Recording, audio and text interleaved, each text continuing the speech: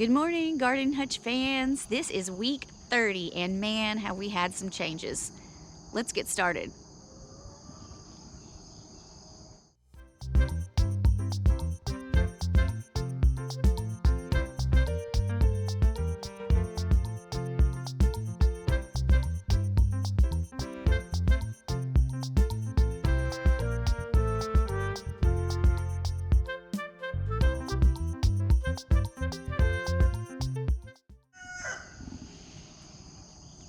All right, guys, first thing I wanted to do today was come out and show you the old garden.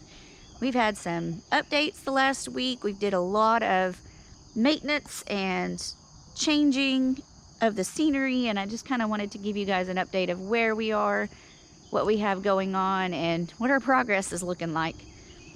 First things first, I know Jeremy does the pimento peppers and kind of what to expect with those guys.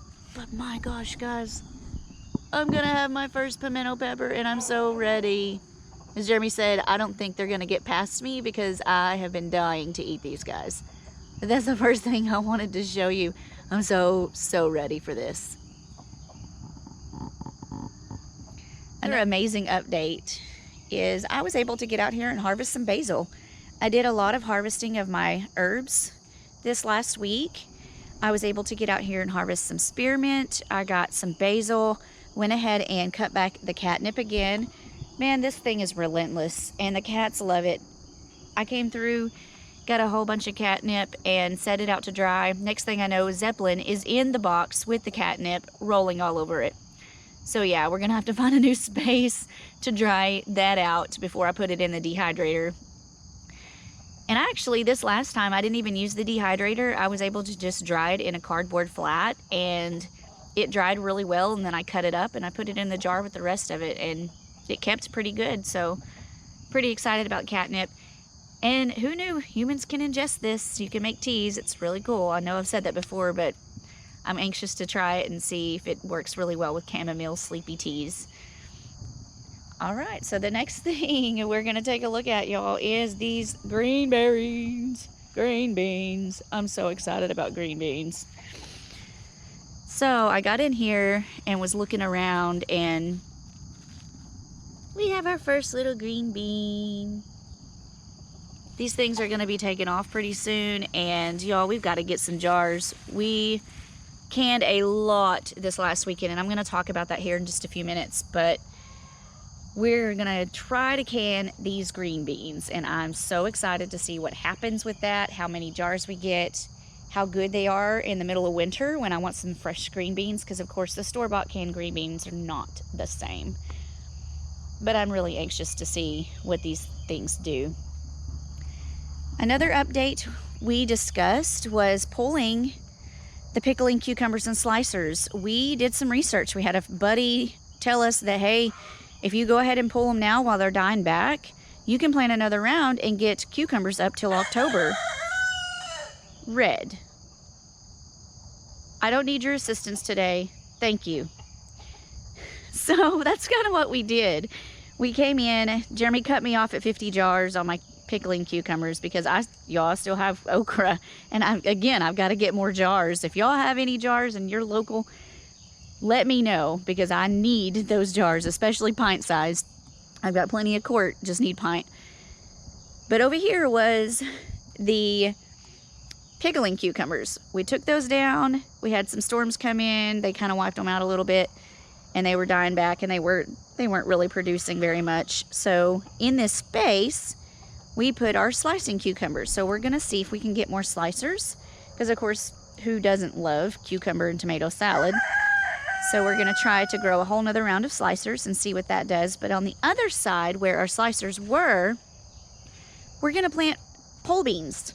We put pole beans in. We're gonna see how they do with this trellis system.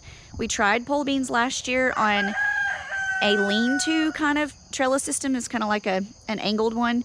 They didn't do so hot. The vines just kept growing and growing and growing, and we never got any beans off of it. So I was kind of disappointed. And I don't know if maybe they just choked each other out because we planted them too close and too dense. But we're gonna see what happens with these. The okra is looking amazing. We planted this after we pulled those last round of green beans, and it is doing so well. I'm so excited. Jeremy came back, and again, he cut back some of the honeysuckle that was kind of leaning and taking over this space and shading a lot of this out. When he did that, man, these guys took off. I'm really excited to see what's going to happen in the next few days. These are going to start setting and getting some blooms, and sure enough, we'll be pickling cucumbers soon. Excuse me, not cucumbers, okra. I still have cucumbers on the brain, y'all. So the top garden's looking pretty bare. A little change is going on in here. So we did come through and we had to pull some of these squash plants. They got battered up. So we ended up putting in 2 more rounds of yellow squash. We're going to see what happens with those. The zucchini came up really well over there in the other bed by the bell peppers. So we thought, well, let's go ahead and try some more yellow squash, see if we can get a whole nother round. Our squash has done really well this year. I'm super impressed with what we were able to get out of this squash bed, just because the year before we didn't have any luck. It was awful. This year has been a slightly cooler than last year. Now, granted, it has been hot. We've been in the triple digits for about 3 weeks now, and we still have at least 1 more week of that. And then hopefully we can start seeing some cool down. But the squash overall has done really well in this space, and I'm really excited to see what happens with it. Next to that, you can see we pulled our ground cherries. We went ahead and pulled them. They were setting a little bit as far as new blooms goes, but I think they were done. They were just, this space got way too much sun. It was heat battered. We didn't have a lot of time for it to experience some shade. And of course, like I said, with 3 weeks of triple digits, it just didn't make it very well. So we went ahead and pulled that, and we put another round of purple hulls. We've got 4 rows in here of purple hull peas.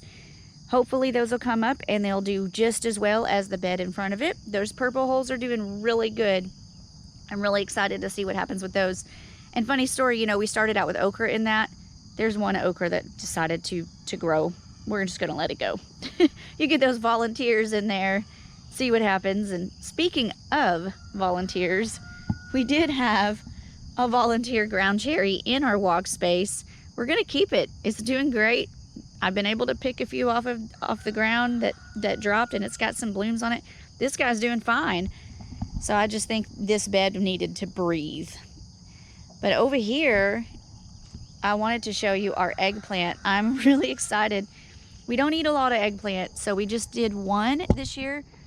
But look, it's got a pretty bloom. So we've got a couple growing on here. I'm really excited to see what happens with those. And I don't know if you can see this through the fence. Hi, friend. Hello. I know. We just had a hummingbird grace us with its presence this morning. How cool is that, y'all? Every day I'm out here, there's all kinds of things going on. Butterflies, bees, and yes, hummingbirds. And that was just an amazing experience. I'm glad you got to enjoy that with me. But let's get back on task. Our bell peppers are doing great. They are setting a whole nother round as well. We've got some new blooms going in there. I enjoy bell peppers just as a midday snack. They're really good. Pasta sauce goes great in pasta sauce. Our basil, we had to come out and trim that up too and fix that up, but everything else looks like it's going really well. So I wanted to show you the progress of the watermelons. We did pull our first. The vine was brown, it was dying back, so we went ahead and pulled it. We left it out for several days. We left it out on the counter for about 4 or 5 days. And we cut it up yesterday. It's still not sweet. Can you all please tell me what I'm doing wrong? I'm not sure what's going on. It wasn't sweet. These are supposed to be the sweet diamond, red diamond watermelons. And so they're supposed to be sweet, and this guy was not. So I don't know if it just got too much water, and that's why it maybe just stopped and the vine died back, and it was like, okay, it's time to pull it. But it wasn't sweet at all. So we ended up giving it to the chickens. Chickens loved it, by the way. It was really, really awesome. Now, of course, it was good. It was ripe, but it just wasn't sweet. So I just need some hints on what I'm doing wrong with these things. But the update is I have 10 more in here that are growing. There's some big ones in the actual bed. I've got a small one right here that's forming. And then I wanted to give you an update on the giant one that we're guessing the weight on. I'm telling you guys, I'm really thinking it's gonna be a 10-pounder.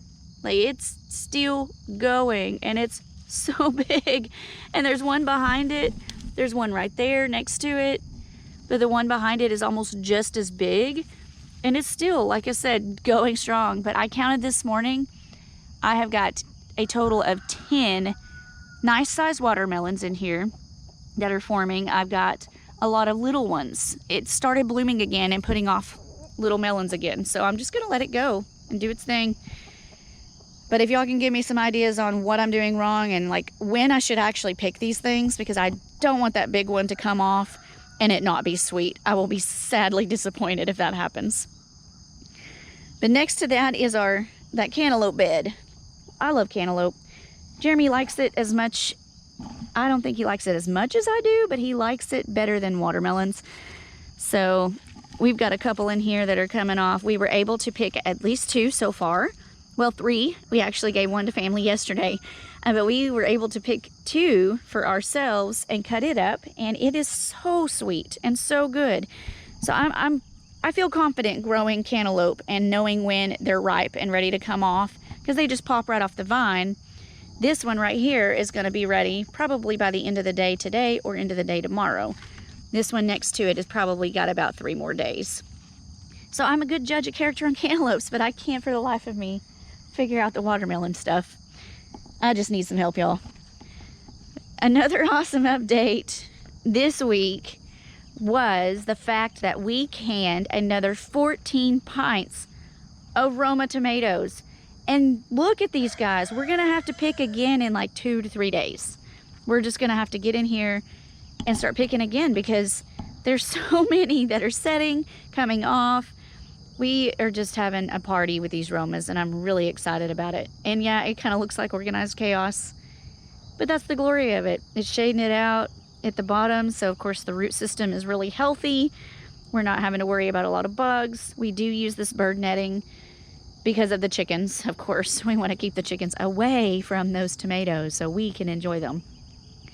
But even this volunteer cherry tomato, it is going wild. And of course, I've been feeding a lot of these to the chickens because they enjoy those treats. And some of them come off kind of weird, but for the most part, these are really tasty. And I'm really excited that this thing popped up in here. And look, it's going to have a whole nother round. Look at these. It's setting again. I'm just really excited about the fact that we were able to put another 14 pints away of Romas. So altogether we have 18 pints and 1 quart of Roma tomatoes that we have canned so far. We still have a lot of canning to do.